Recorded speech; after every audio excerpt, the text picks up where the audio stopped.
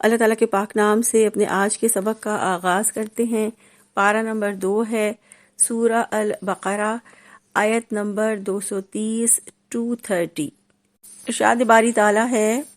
فَإِن طَلَّقَهَا فَلَا تَحِلُّ لَهُ مِن بَعْدُ حَتَّى تَنكِحَ زَوْجًا غَيْرَهُ فَإِن طَلَّقَهَا فَلَا جُنَاحَ عَلَيْهِمَا أَن يَتَرَاجَعَا إِن ظَنَّا أَن يُقِيمَا حُدُودَ اللَّهِ وَتِلْكَ حُدُودُ اللَّهِ يُبَيِّنُهَا لِقَوْمٍ يَعْلَمُونَ۔ بامحاورہ ترجمہ ہے، پھر اگر وہ اسے طلاق دے دے یعنی تیسری مرتبہ، تو اس کے بعد وہ اس کے لیے حلال نہ ہوگی جب تک وہ اس کے علاوہ کسی دوسرے شوہر سے نکاح نہ کرے۔ پھر اگر وہ دوسرا شخص اس کو طلاق دے تو ان دونوں پر کوئی گناہ نہیں کہ وہ دونوں آپس میں رجوع کر لیں، اگر وہ دونوں سمجھیں کہ دونوں اللہ تعالیٰ کی حدود قائم رکھ سکیں گے، ورنہ یہ اللہ تعالیٰ کی حدود ہیں جنہیں وہ ان لوگوں کے لیے بیان کرتا ہے جو علم رکھتے ہیں۔ اس آیت مبارکہ میں 2 طلاقوں کے بعد تیسری طلاق کا ذکر ہے۔ فَإِن طَلَّقَهَا، پھر اگر وہ مرد تیسری بار طلاق دے دے تو پھر اس کے بعد وہ اس کے لیے حلال نہ ہوگی یعنی اس کی بیوی، جب تک اس کے علاوہ کسی دوسرے شوہر سے نکاح نہ کرے، یعنی وہ عورت دوسرے شوہر سے صحیح نکاح کرے اور پھر وہ اس سے جمع کرے۔ پھر دوبارہ کہا فَإِن طَلَّقَهَا، پھر اگر وہ دوسرا شوہر بھی اسے طلاق دے دے اور اس عورت کی عدت پوری ہو جائے، فَلَا جُنَاحَ عَلَيْهِمَا، تو ان دونوں پر یعنی پہلے شوہر اور اس کی بیوی پر کوئی گناہ نہیں۔ أَن يَتَرَاجَعَا، کہ وہ دونوں ایک دوسرے سے رجوع کر لیں یعنی نکاح کر لیں۔ اس آیت مبارکہ کے اس حصے سے یہ پتہ چلتا ہے کہ اگر شوہر تیسری بار بیوی کو طلاق دے دے تو اب وہ اس کے لیے مکمل طور پر حرام ہو جاتی ہے اور وہ اس کے لیے کبھی بھی حلال نہیں ہو سکتی۔ پہلے شوہر کے لیے بیوی کے حلال ہونے کی شرط اللہ تعالیٰ نے یہ بتائی ہے کہ اگر بیوی کسی اور مرد سے نکاح کرے اور اس کے ساتھ جمع یعنی کہ مباشرت کرے، اور پھر وہ شوہر یعنی دوسرا شوہر اس بیوی کو طلاق دے دے تو اس صورت میں وہ اپنے پہلے شوہر کے لیے حلال ہو سکتی ہے۔ لیکن یہاں جو بات سمجھنے والی ہے وہ یہ ہے کہ اس کو ہمارے معاشرے میں حلالہ کہا جاتا ہے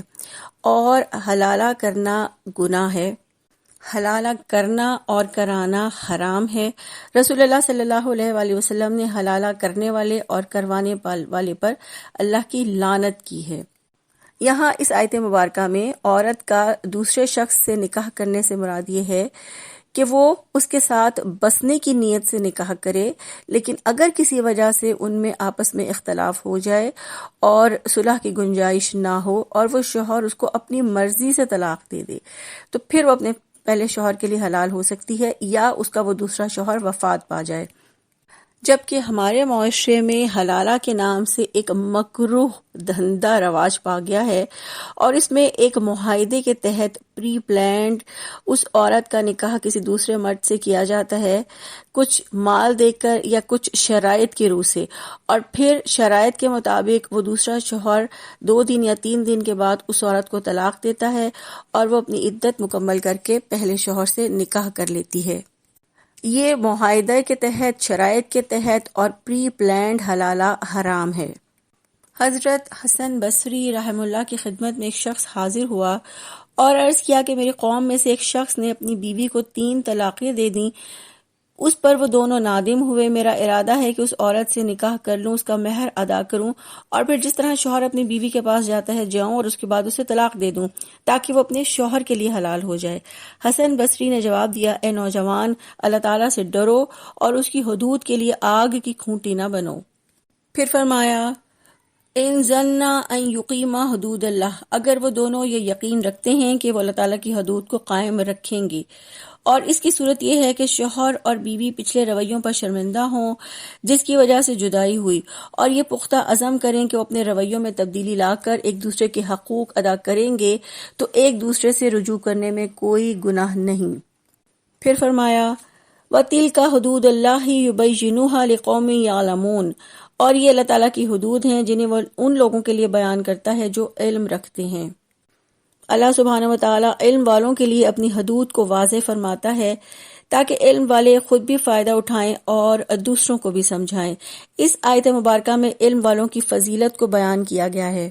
یہ آیت اس بات کی بھی دلیل ہے کہ اللہ تعالیٰ اپنے بندوں سے چاہتا ہے کہ وہ اللہ تعالیٰ کی حدود کا علم حاصل کریں اور ان کو سمجھیں اور پھر یہ احکامات دوسروں تک پہنچائیں۔ یہاں علم رکھنے والوں سے مراد وہ لوگ ہیں جو حدود اللہ کو توڑنے کے انجام کا علم رکھتے ہیں۔ آیت نمبر 231 231 ہے، وَإِذَا طَلَّقْتُمُ النِّسَاءَ فَبَلَغْنَ أَجَلَهُنَّ فَأَمْسِكُوهُنَّ بِمَعْرُوفٍ أَوْ سَرِّحُوهُنَّ بِمَعْرُوفٍ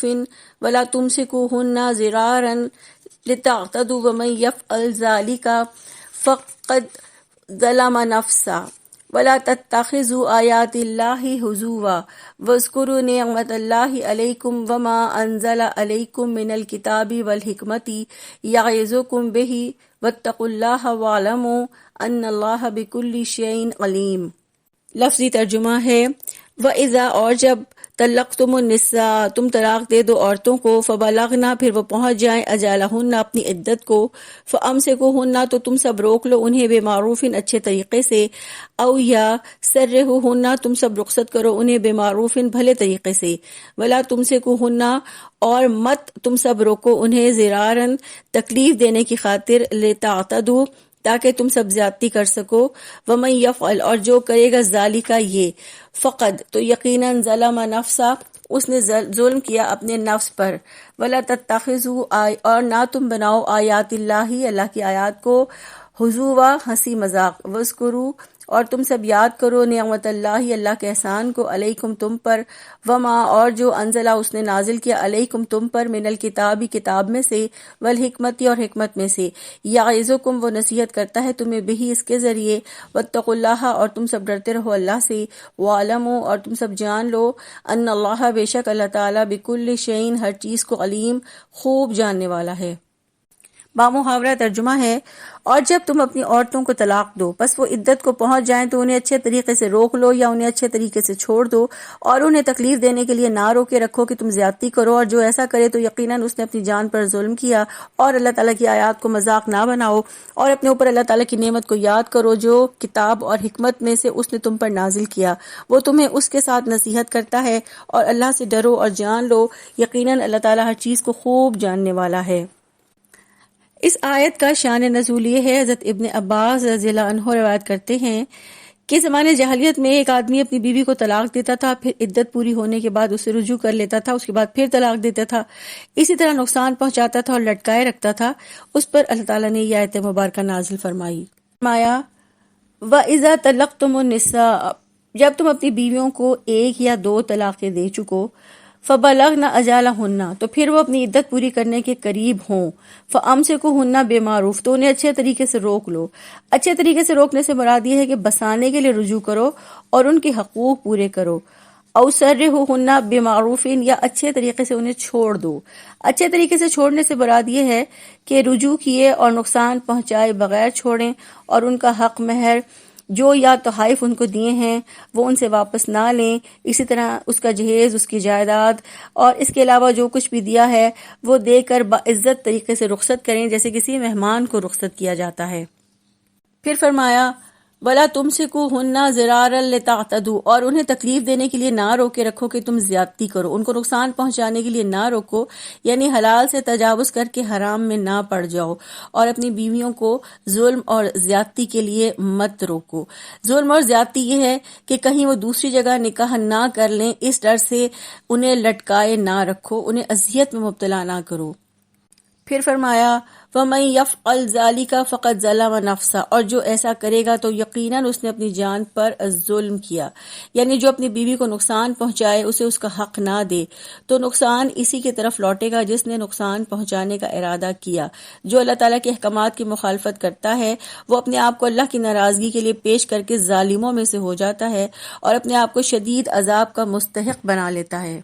پھر فرمایا وَلَا تَتَّخِذُوا آیَاتِ اللَّهِ هُزُوًا اور اللہ تعالیٰ کی آیات کو مذاق نہ بناؤ، اللہ تعالیٰ کی آیات کا مذاق نہ اڑاؤ۔ اللہ کی آیات کا مذاق اڑانا یہ ہے کہ عورت کو تکلیف دینے کی غرض سے طلاق دینا، پھر رجوع کرنا، اور رجوع بھی محض ستانے اور نقصان پہنچانے کی غرض سے نہ ہو، کیونکہ ایسا کرنا ظلم ہے اور یہی اللہ کی آیات کا مذاق اڑانا ہے۔ حضرت ابو ہریرہ رضی اللہ عنہ سے روایت ہے کہ رسول اللہ صلی اللہ علیہ وآلہ وسلم نے فرمایا 3 کام ایسے ہیں جو چاہے سنجیدگی سے کیے جائیں یا مذاق کی نیت سے کیے جائیں وہ نافذ العمل ہوتے ہیں. نمبر 1 نکاح، نمبر 2 طلاق اور نمبر 3 بیوی سے رجوع کرنا. یہاں یہ بات بھی ضرور ذہن میں رہنی چاہیے کہ اللہ تعالیٰ کی احکامات کی فرما برداری نہ کرنا دراصل اللہ کی آیات کا، اللہ کے احکامات کا مذاق اڑانا ہے. پھر فرمایا وَاذْكُرُوا نِعْمَتَ اللَّهِ عَلَيْكُمْ، اور اپنے اوپر اللہ تعالیٰ کی نعمت کو یاد کرو. نعمت سے مراد نعمت اسلام ہے کہ اللہ کی نعمت کو یاد کرو کہ اللہ نے تمہیں مسلمان بنایا ہے، اللہ نے اپنے احکامات تمہارے لیے نازل کیے جو تمہارے ہی فائدے کے لیے ہیں. پھر فرمایا وَمَا أَنزَلَ عَلَيْكُم مِّنَ الْكِتَابِ وَالْحِكْمَةِ يَعِظُكُم بِهِ، اور جو کتاب اور حکمت میں سے اس نے تم پر نازل کیا وہ اس کے ساتھ تمہیں نصیحت کرتا ہے. کتاب سے مراد قرآن مجید ہے اور حکمت سے مراد رسول اللہ صلی اللہ علیہ وآلہ وسلم کی سنت ہے کہ اللہ تعالیٰ تمہیں قرآن کے ذریعے اور سنت کے ذریعے جو اپنے احکامات بتا رہا ہے اللہ سے ڈرو اور اس کی نصیحت پر عمل کرو. واتقوا اللہ، اور اللہ سے ڈرو. اللہ تعالیٰ نے اپنے سے ڈرنے کا حکم دیا ہے تاکہ لوگ اللہ کی نافرمانی سے بچ جائیں. اللہ تعالیٰ فرماتے ہیں واتقوا اللہ واعلموا ان اللہ بکل شیء علیم، اور اللہ سے ڈر جاؤ اور جان لو یقیناً اللہ تعالیٰ ہر چیز کو خوب جاننے والا ہے. اللہ تعالیٰ نے طلاق کے معاملے میں زیادتیوں سے روکنے کے لیے اپنی صفت علیم کا شعور دلایا ہے کہ یہ اچھی طرح جان لو کہ اللہ تعالیٰ ہر چیز کو جانتا ہے، اللہ کے علم میں ہر بات ہے. اللہ تعالیٰ نے اس آیت مبارکہ سے خوف اور خبرداری کے جذبے کو بیدار کیا ہے کہ مومن کو ہر طرف سے گھیر کر حسن سلوک اور سچائی کے طرز عمل کو اختیار کرنے پر مجبور کیا جائے اور ہر معاملے میں وہ اللہ سے ڈر کر رہے. اللہ تعالیٰ سے دعا ہے کہ اللہ تعالیٰ ہمیں نکاح اور طلاق کے احکامات کو بہترین طریقے سے سمجھنے اور انہیں آگے پہنچانے کی توفیق عطا فرما دیں. آمین. سبحانک اللہم و بحمدک نشہد ان لا الہ الا انت نستغفرک و نتوب الیک. السلام علیکم و رحمۃ اللہ وبرکاتہ.